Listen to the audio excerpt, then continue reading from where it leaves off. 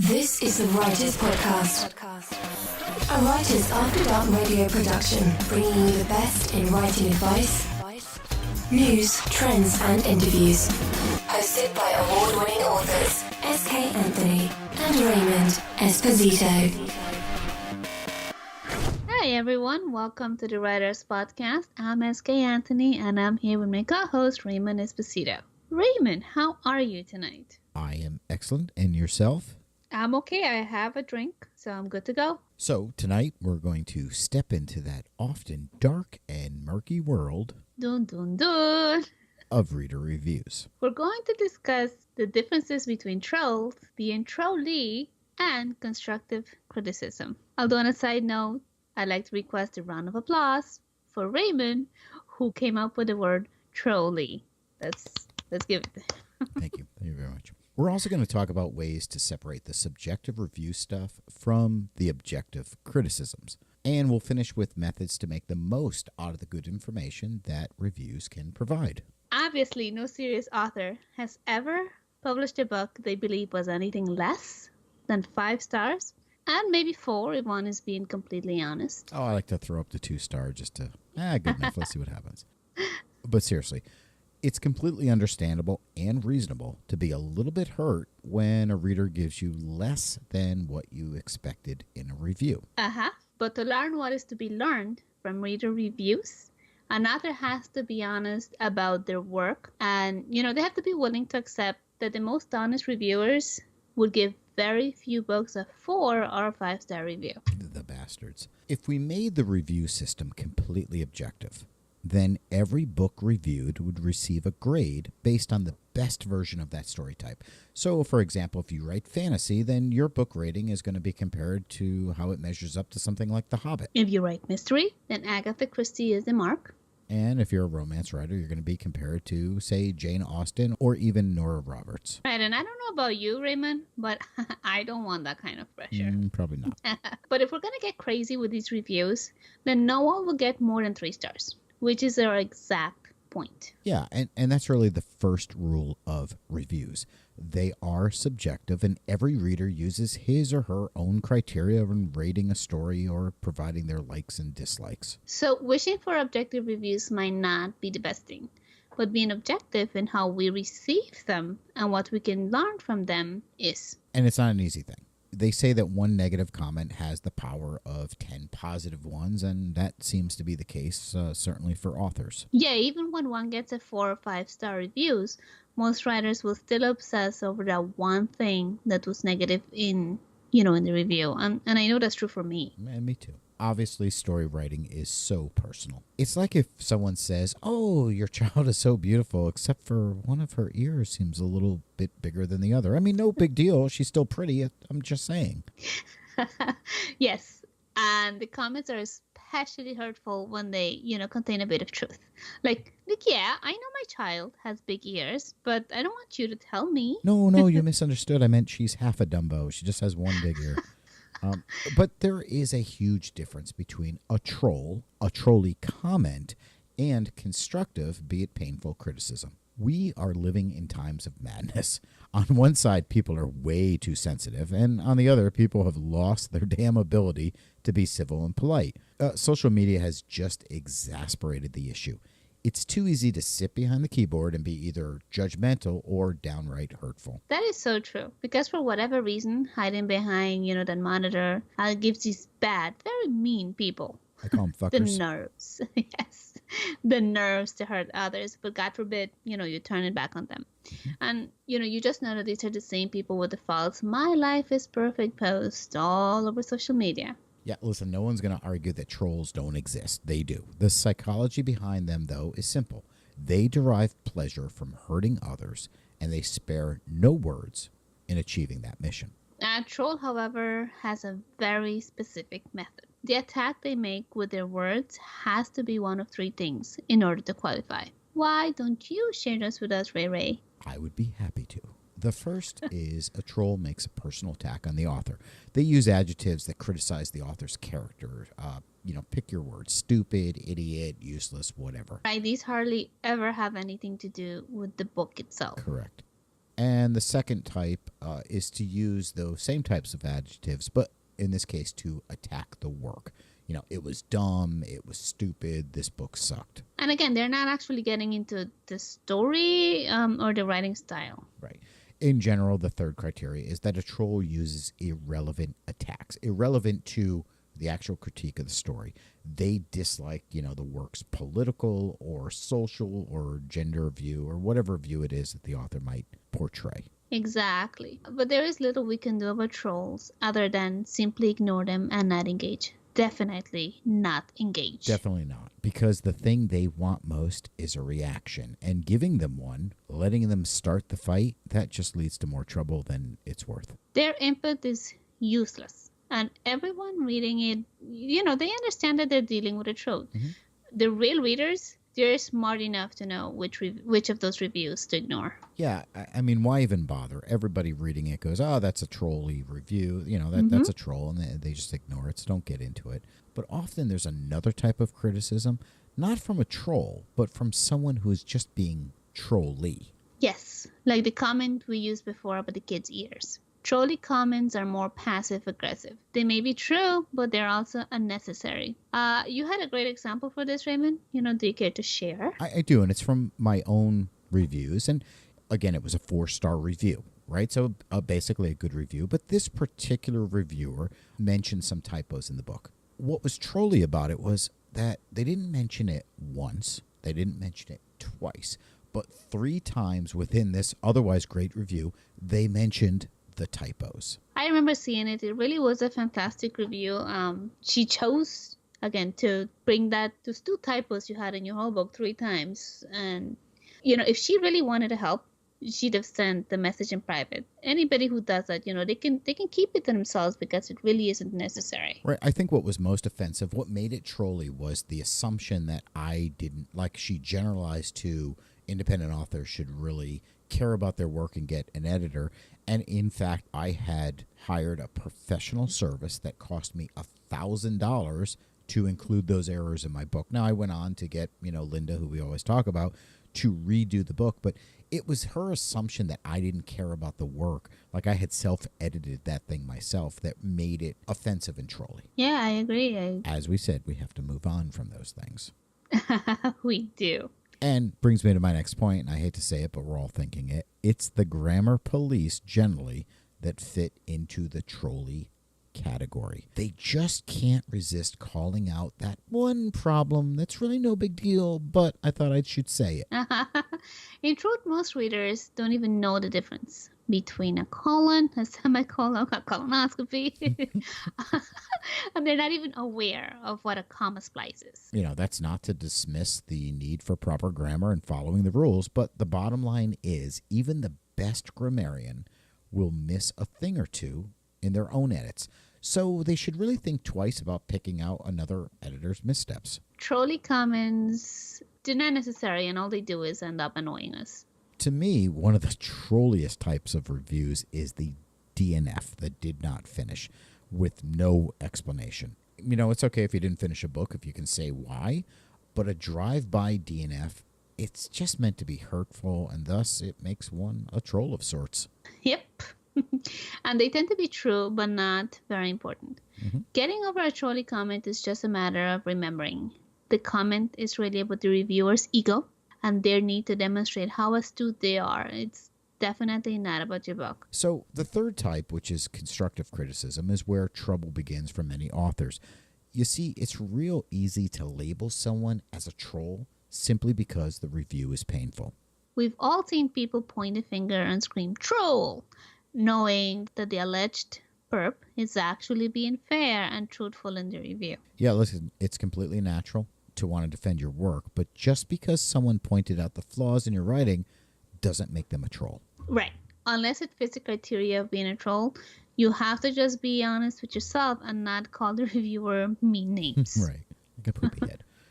It's a mistake to do so, because if you don't learn what there is to learn from constructive criticism, you're going to miss the chance to grow. Absolutely. Being honest doesn't always mean being nice. Nope. Constructive criticism hurts as much as being trolled because it feels like rejection of your work and your efforts. Yeah, it is a rejection, and that does hurt. The difference is constructive criticism is both valid and true. And if you can learn to accept it, it can make a big difference in your future work. Separating the subjective criticism from the objective stuff is really easy at one level, but really difficult at another. Yeah, as we said, recognizing a troll review, well, that's not very difficult. They attack the writer, they comment on things irrelevant to the story, or they use a lot of generalizations and hyperbole. It can be a long diatribe about crazy things, or it can be as simple as writing DNF. But even constructive criticisms cannot contain subjective information that a writer should ignore. If the reviewer is discussing style choices or their personal feelings on the plot, that's nice, but they should go write their own book. Exactly. Usually those tidbits of advice come when a person doesn't understand a genre or when they simply prefer certain types of ending over others. Sure, for example, some people really like the happily ever after ending and others the not so happily ever after ending. But that doesn't mean that we should latch on to subjective stuff and dismiss everything else. No, because in the real constructive criticisms are the treasures that we can learn from and use to improve our writing. So how do you know the difference between the two? Well, start with everything in the review that is fact. You know a fact because you can see it and measure it for yourself. Sure, and then remove the facts that are small ball, those one-time mistakes that you wouldn't ordinarily make, and, let them go, like the single typo someone calls out. Yeah, and pay attention to the big stuff. But most importantly, pay attention to the stuff that shows up in more than one review. Yeah, that means forget about the stars or the level of importance someone's put on the thing that was wrong.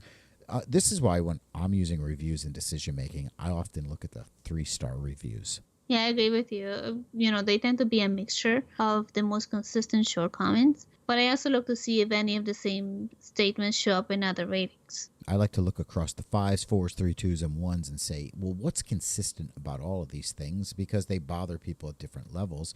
And if something shows up consistently, then you can be fairly certain that it's an issue people are noticing. But beyond that, you want to look for the really important criticisms in a review, and there are 5 of them. The first criticism would be, plot holes.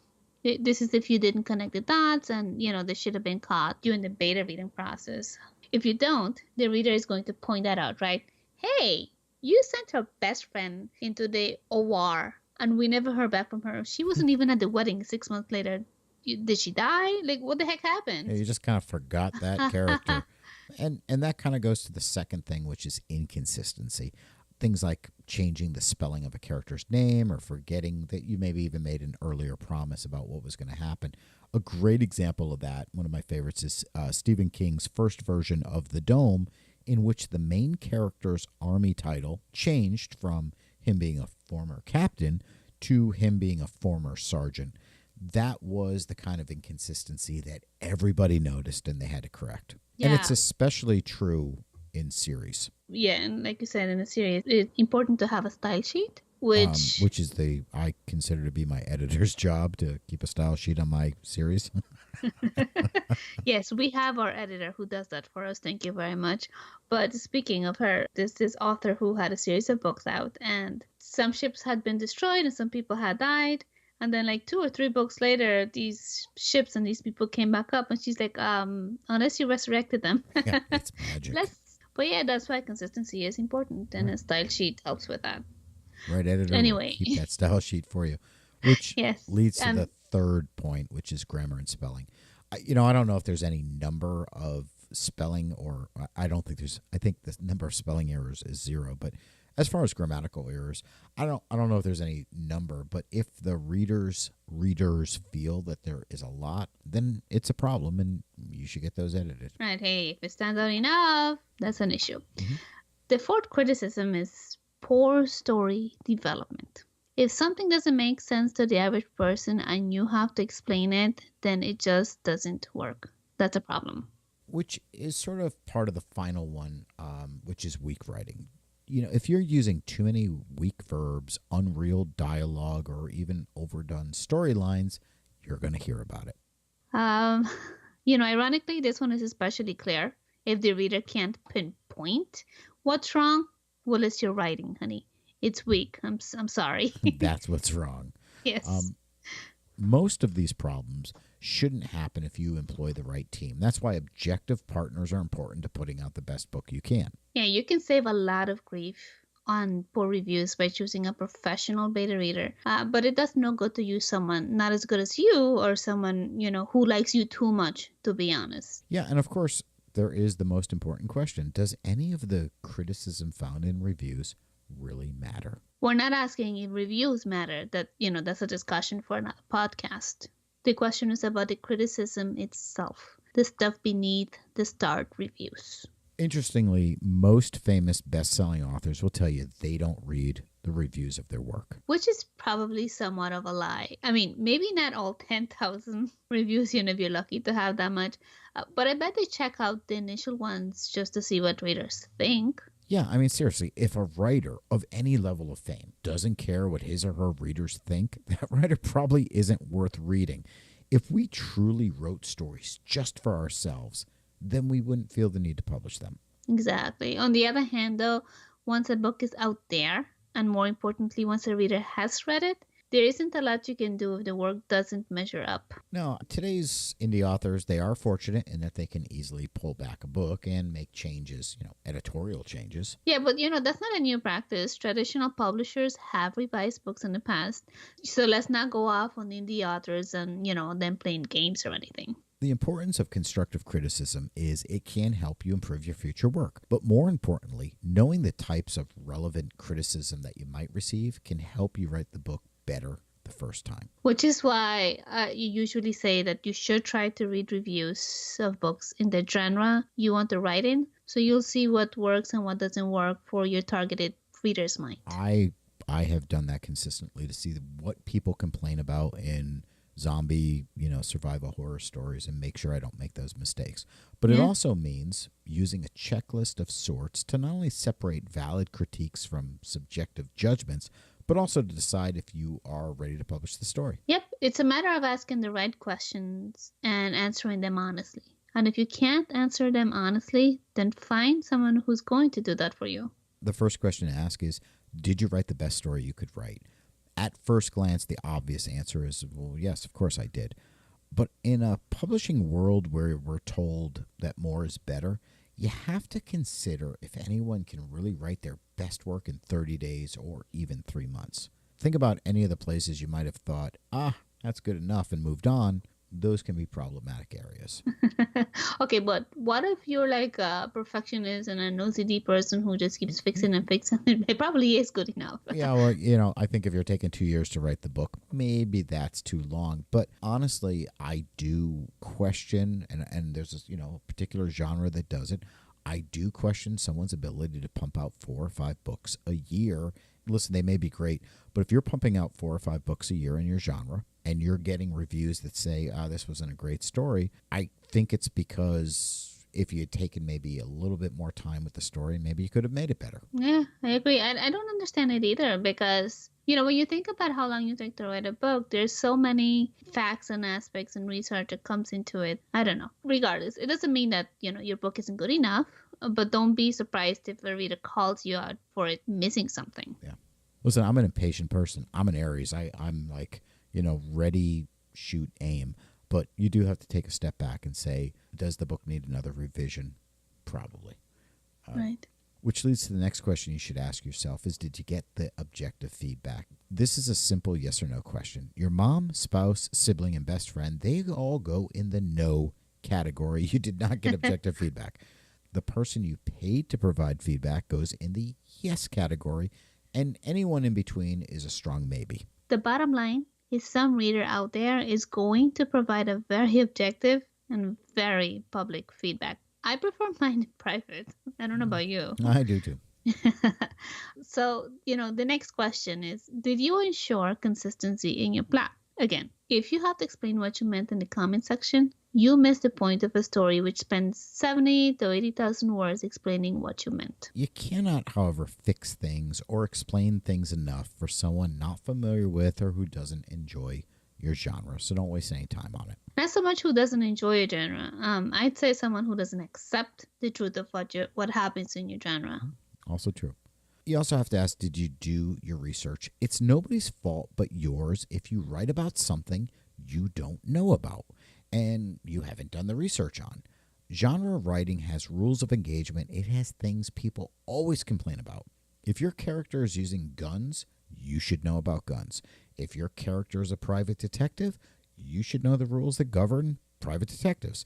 If you're twisting the laws of physics, well, then you better have a working idea of the laws of physics. Yep. So the next question, did you avoid cliches and purple prose? Probably not. You know that beautiful paragraph that makes you glow so beautifully? It's my favorite. I usually read it in the clearing. Well, it's probably purple prose. It's nice to use fancy words and phrases and colorful language, but our job is not to demonstrate how smart we are.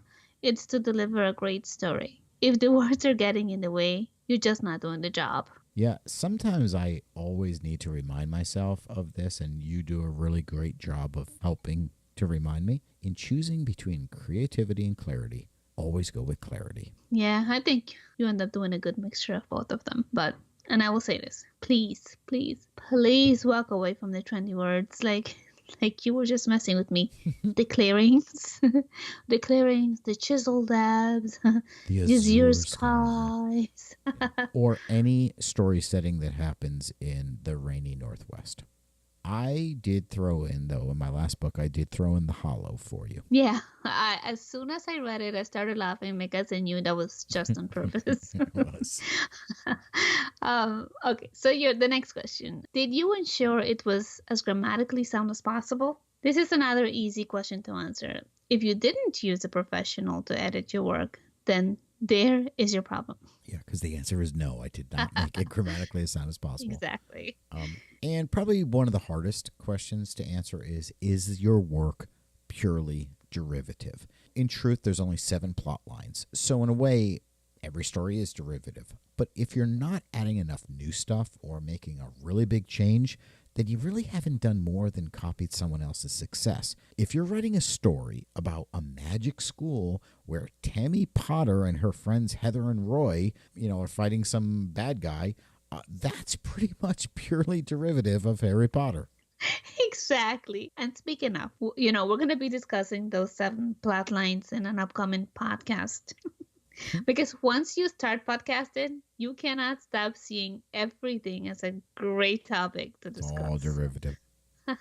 Hey, but to that derivative point, look at 50 Shades of Grey. Sure, derivative of Twilight, but she did some really big things by bringing in the sex, the nudity, the setting, and she wound up with, maybe that book was bigger than Twilight. I don't know. Yeah, as an author, I kind of feel a little bit on the plagiarism side for Stephanie Meyers, just because she didn't, plagiarize it. It's just so much of the storyline run parallel to Twilight that it hurt me on Stephanie Meyer's behalf. Not that any of them should be crying. I absolutely agree. All I'm saying is if you're going to write a story about a magical school with Tammy Potter and her friends Heather and Roy, they better be having an orgy.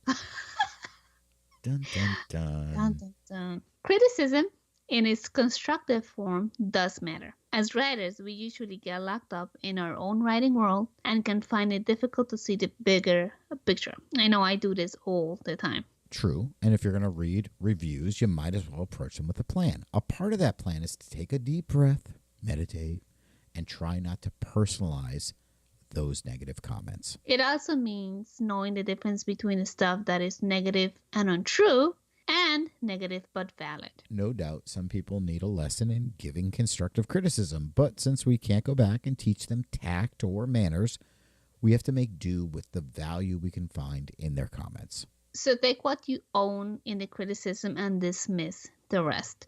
Great reviews or poor reviews, just give each equal consideration. Because the truth is this. In writing a book, you've already tried harder than most, and in publishing it, you've already shown greater courage. I think I've said something similar in a previous podcast. I think now you're just being derivative with my thoughts. Say, hey, look at that. I think I can dress up a word too. I take your trolley and I raise you a derivative something. I don't think I can say it again.